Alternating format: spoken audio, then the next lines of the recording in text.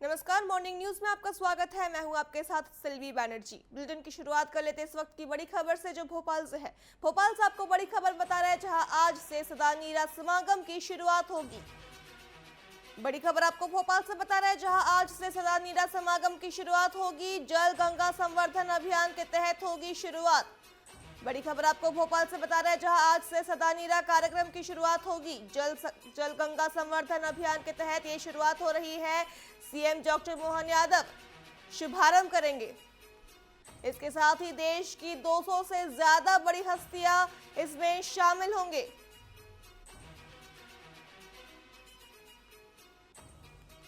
बड़ी खबर आपको भोपाल से बता रहे हैं, जहां आज से सदा नीरा समागम की शुरुआत होगी।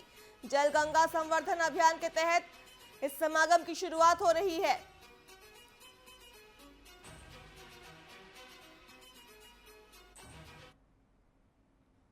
रुक कर लेते हैं अगली बड़ी खबर का, जो रायपुर से है। रायपुर से आपको बड़ी खबर बता रहे हैं, जहां छत्तीसगढ़ दौरे पर आएंगे गृह मंत्री अमित शाह। बड़ी खबर आपको रायपुर से बता रहे हैं, जहां छत्तीसगढ़ दौरे पर केंद्रीय गृह मंत्री अमित शाह आएंगे। 2 दिवसीय छत्तीसगढ़ दौरे पर आएंगे अमित शाह। 22-23 जून को अमित शाह छत्तीसगढ़ दौरे पर रहेंगे।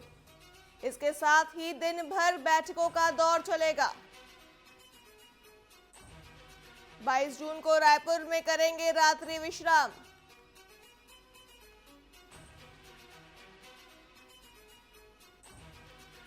बड़ी खबर आपको राजधानी रायपुर से बता रहे हैं, जहां छत्तीसगढ़ दौरे पर केंद्रीय गृह मंत्री अमित शाह आएंगे। 22-23 जून के छत्तीसगढ़ दौरे पर केंद्रीय गृह मंत्री अमित शाह रहेंगे।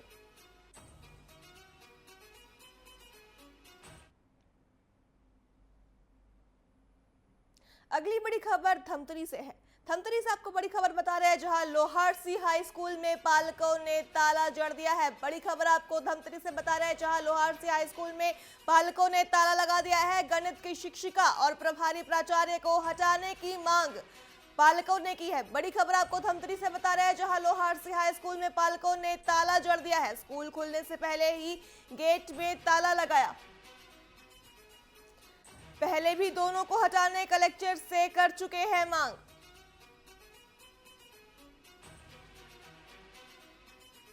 धमतरी से आपको बड़ी खबर बता रहे हैं, जहां लोहारसी हाई स्कूल में पालकों ने ताला जड़ दिया है। गणित की शिक्षिका और प्राचार्य को हटाने की मांग पालकों की है।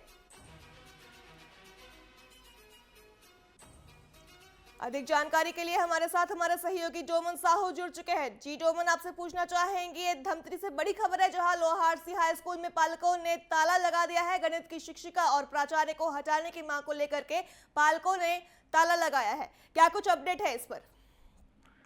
जी, मैं आपको बता दूं कि धमतरी जिले के लोहरसी गांव की हाई स्कूल का मामला है, जहां पर नाराज पालकों ने स्कूल में ताला जड़ दिया है। वही गणित की शिक्षिका सहित प्रभारी आचार्य को हटाने की मांग कर रहे हैं।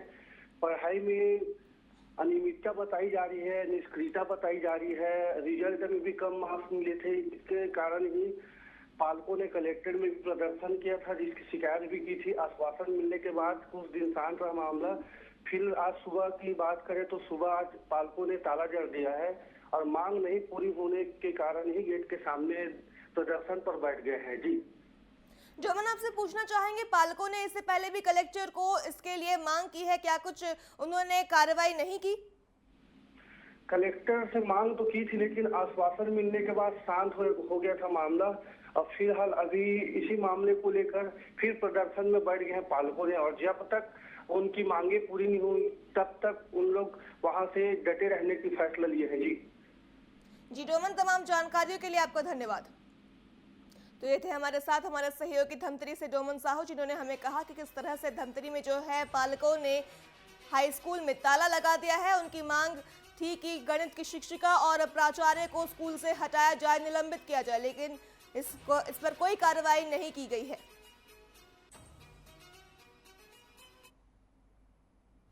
खबरों का रुख कर लेते हैं। खबर राजनांदगांव से है, जहां राजनांदगांव के बसंतपुर के एक निजी अस्पताल में मरीजों ने डॉक्टरों पर लापरवाही से इलाज करने का गंभीर आरोप लगाया है। मरीज के परिजनों ने बताया कि पथरी के ऑपरेशन के लिए अस्पताल आए मरीज का ऑपरेशन गलत हुआ है, जिसके बाद मरीज का खून बंद नहीं हुआ और हालत बिगड़ने पर रायपुर रेफर कर दिया गया, जहां उसकी मौत हो गई। परिजनों ने मामले में अस्पताल प्रशासन से 50 लाख रुपए मुआवजे की मांग की है। उनका कहना है कि मृतक के छोटे छोटे बच्चे और हृदय रोगी मां है, जिनकी जिम्मेदारी अब कौन उठाएगा।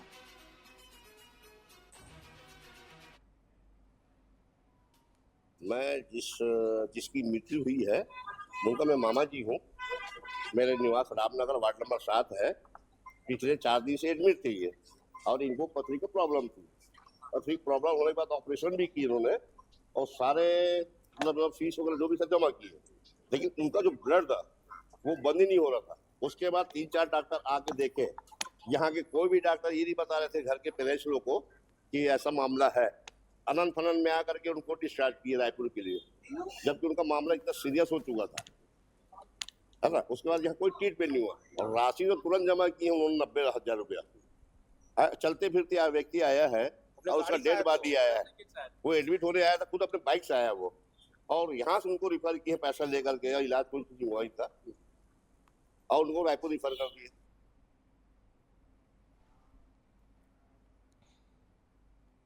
ईरान और इजरायल के बीच छिड़ी जंग पिछले 8 दिनों से जारी है। दोनों देश अब आर पार की लड़ाई लड़ रहे हैं। 13 जून को इजरायल ने ईरान पर हमला कर आग भड़काई थी और ईरान के परमाणु ठिकाने को टारगेट किया था, लेकिन इसके जवाब में अब ईरान ने इजरायल के अस्पतालों और शहरों को निशाना बनाया है। ईरान ने इजरायल के बीर शेवा स्थित सोरोका अस्पताल पर मिसाइल हमला किया है, जिसमें कई हिस्सों को नुकसान हुआ है और भगदड़ मच गई है। 176 लोग जख्मी हुए हैं, जिनमें से 6 की हालत नाजुक बताई जा रही है। इजरायली प्रधानमंत्री नेतन्याहू ने जवाबी लहजे में कहा कि हम तानाशाहों से पूरी कीमत वसूलेंगे। सवाल अब सिर्फ हमले और जवाबी हमले का नहीं है, सवाल ये भी है कि क्या ये जंग अब पश्चिम एशिया से निकलकर दुनिया के दरवाजे तक पहुंचने वाली है। फिलहाल दोनों मुल्क जंग के मैदान में हैं और हालत हर पल और ज्यादा खौफनाक होते जा रही हैं।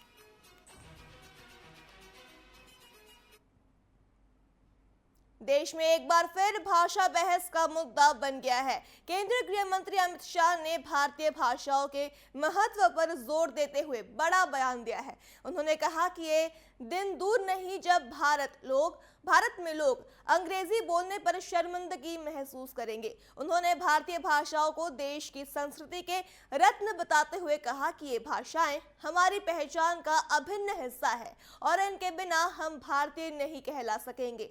उन्होंने भारतीय भाषाओं को संस्कृति का गहना बताया है और कहा है कि विदेशी भाषा में संस्कृति, इतिहास और धर्म की समझ नहीं आ सकती है। उन्होंने कहा कि हम विदेशी भाषा के सहारे संपूर्ण भारत की कल्पना नहीं कर सकते। हमारी भाषाएं देश की आत्मा है और इनसे ही भारत दुनिया का नेतृत्व करेगा। मेरी बात ध्यान से सुनना। हम सब के जीवन में इस देश में अंग्रेजी बोलने वालों को शर्म आएगी, ऐसा समाज का निर्माण अब दूर नहीं। खबर भोपाल से है, जहां भोपाल में नेता प्रतिपक्ष राहुल गांधी का जन्मदिन कांग्रेस कार्यकर्ताओं ने अनोखे अंदाज में मनाया। बोर्ड ऑफिस चौराहे पर पोस्टर पर दुग्धाभिषेक किया गया। बाबा साहेब अंबेडकर की प्रतिमा के नीचे कार्यकर्ता जुटे और सांसद राहुल गांधी को शुभकामनाएं दी। एम्स अस्पताल के सामने गरीबों को भोजन कराया गया।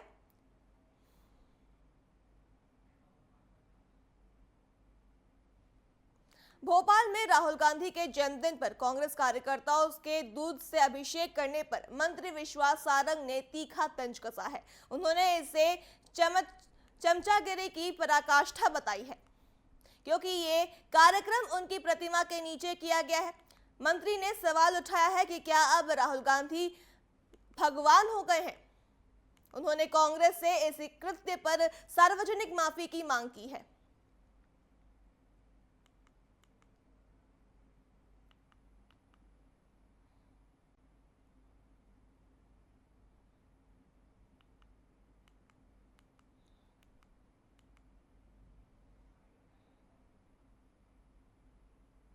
ये है कि राहुल गांधी ने ऐसा क्या किया जो उनको आप दूध से अभिषेक कर रहे हैं। और दूसरी बात, आपको और कोई स्थान नहीं मिला। आपने जानबूझ के अंबेडकर साहब की प्रतिमा के नीचे इस तरह का राहुल गांधी की फोटो लगाकर अंबेडकर साहब की मूर्ति का और अंबेडकर साहब का अपमान किया है। नेहरू परिवार की और कांग्रेस की ये रीति नीति रही है। जब अंबेडकर साहब थे, जब भी नेहरू जी ने उनका अपमान किया, उनको लोकसभा में नहीं पहुंचने दिया। अंबेडकर साहब के प्रति हमने कृतज्ञता ज्ञापित करती हुई उनकी कर्मस्थली से लेकर जन्मस्थली हर जगह तीर्थ स्थल में परिवर्तन किया नरेंद्र मोदी जी और भारतीय जनता पार्टी ने। आप अंबेडकर साहब के लिए कुछ नहीं कर पाए कांग्रेसियों, तो अब अपमान तो मत करो। ये बहुत गंभीर मामला है। अंबेडकर साहब की प्रतिमा का, अंबेडकर साहब का अपमान हुआ है। कांग्रेसियों को माफी मांगनी चाहिए। राहुल गांधी की फोटो नीचे लगाकर जिस प्रकार से अंबेडकर साहब का अपमान किया, ये देश सहन नहीं करेगा। खबरों के बीच रुक कर लेते इस वक्त की बड़ी खबर का, जो रायपुर से है। रायपुर से आपको बड़ी खबर बता रहे हैं, जहां अंतर्राष्ट्रीय योग दिवस कल मनाया जाएगा। बड़ी खबर आपको रायपुर से बता रहे हैं, जहां कल अंतर्राष्ट्रीय योग दिवस मनाया जाएगा। विभिन्न जिलों में होंगे कार्यक्रम। बड़ी खबर आपको रायपुर से बता रहे हैं, जहां कल अंतर्राष्ट्रीय योग दिवस मनाया जाएगा, जिसके तहत विभिन्न जिलों में कार्यक्रम किए जाएंगे। मुख्यमंत्री साय जशपुर में योग कार्यक्रम में शामिल होंगे। रायपुर में राज्यपाल रामेन डेका होंगे शामिल।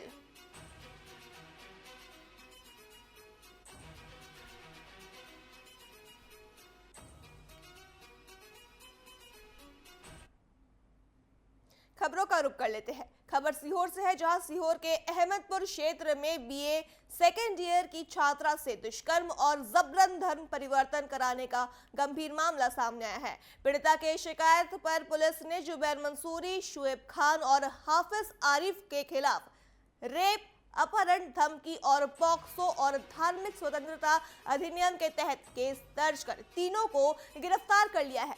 पीड़िता ने कहा कि जुबैर ने दोस्ती के बहाने रेप किया और धमकी देकर संबंध बनाए। बाद में उसके भाई शोएब ने भी दुष्कर्म किया और हाफिज आरिफ ने कलमा पढ़ाने का दबाव डालते हुए नाम बदलकर जैनब मंसूरी रख दिया। मामले में एसडीओपी पूजा शर्मा ने कहा कि एफआईआर दर्ज कर आरोपियों को गिरफ्तार कर लिया गया है।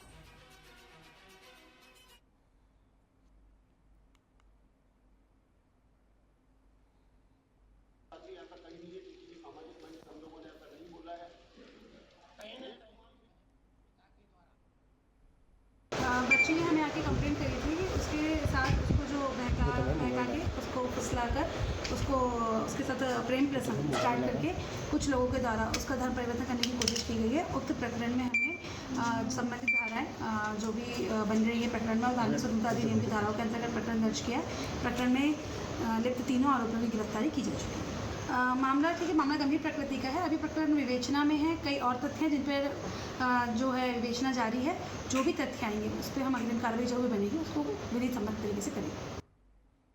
सीहोर के अहमदपुर रेप और हत्या मामले में गौर कुर्मी समाज ने प्रेस वार्ता कर गंभीर आरोप लगाए। समाज के पदाधिकारियों ने कहा कि राजपूत समाज आरोपियों को बचाने की कोशिश कर रहा है। उन्होंने कहा कि यह सीधे सीधे अपहरण, रेप और हत्या का मामला है। साथ ही उन्होंने निष्पक्ष जांच की मांग का समर्थन करते हुए झूठी अफवाहों पर आपत्ति जताई है।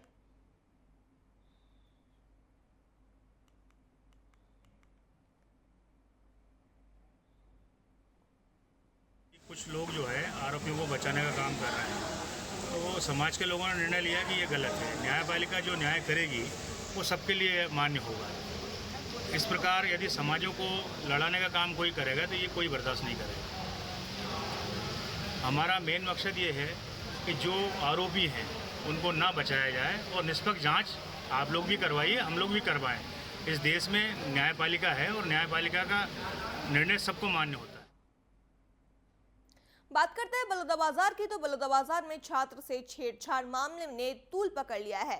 साहू समाज ने आरोपी शासकीय शिक्षक शैलेश शर्मा को समाज से बर्खास्त करते हुए उसके प्राइवेट स्कूल की मान्यता रद्द करने की मांग की है। समाज प्रतिनिधियों ने कलेक्टर को ज्ञापन सौंपा और चेतावनी दी कि यदि जल्द कार्रवाई नहीं हुई तो वो बड़ा सामाजिक आंदोलन करेंगे।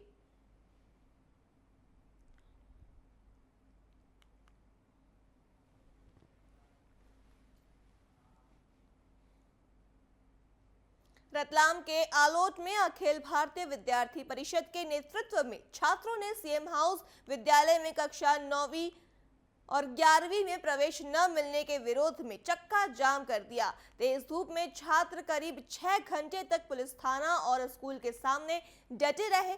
प्रदर्शन के दौरान छात्रों ने शिक्षा विभाग पर अनदेखी के आरोप लगाए। आखिरकार छात्रों की मांग पर प्रशासन ने 9वीं के लिए विक्रमगढ़ स्कूल और 11वीं के लिए कन्याशाला में प्रवेश का प्रस्ताव भेजा, जिसके बाद प्रदर्शन समाप्त हुआ है।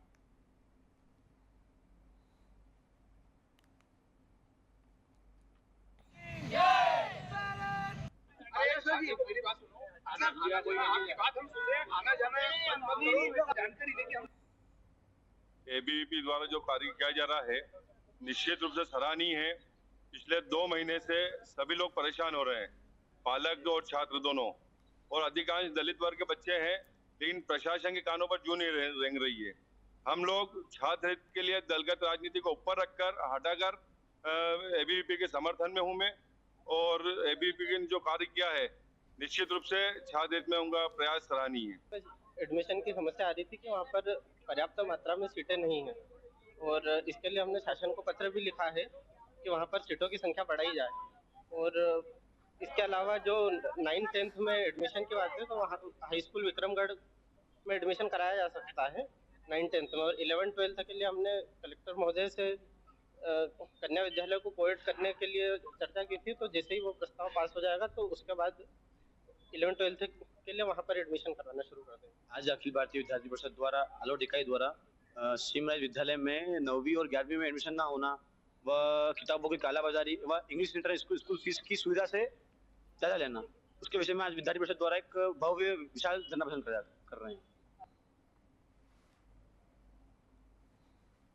एबीवीपी द्वारा जो कार्य किया जा रहा है निश्चित रूप से टीवी 24 की टीम यहाँ पर सीएम राज स्कूल इसके सामने पहुंची है, जहाँ पर थाना परिसर भी, और यहाँ पे विद्यार्थी परिषद के बच्चे जिसमें 9वीं 11वीं और विद्यार्थी परिषद के पदाधिकारी धरने पर बैठे हैं। इन बच्चों की मुख्य मांग है कि यहाँ पर कक्षा 9वीं और 11वीं के बच्चों को एडमिशन नहीं मिल पा रहा है। साथ ही किताब और प्राइवेट स्कूल की जो किताबें रहती है उनको कालाबाजारी लेकर यहाँ पर धरना प्रदर्शन लगातार जारी। साथ ही प्राइवेट स्कूल जिनकी मनमानी फीस से भी ये बच्चे परेशान है, उनकी मुख्य समस्या को लेकर आज विद्यार्थी परिषद लगातार यहाँ पर धरना दे रही है। और ऐसे में यहाँ पर आलोट तहसील मुख्यालय से नायब तहसीलदार महेंद्र सिसोदिया, टीआई चौहान साहब और इसके साथ में शिक्षा विभाग के आला अधिकारी बीओ शर्मा जी और सभी आला अधिकारी मौजूद है। और यहाँ तक कि इस विषय को लेकर पिछले 1 माह से जनप्रतिनिधि कलेक्टर महोदय और यहाँ के जनप्रतिनिधि विधायक को यह मामला संज्ञान होने के बावजूद भी आज तक इस विषय वस्तु को लेकर कोई निराकरण नहीं निकला है।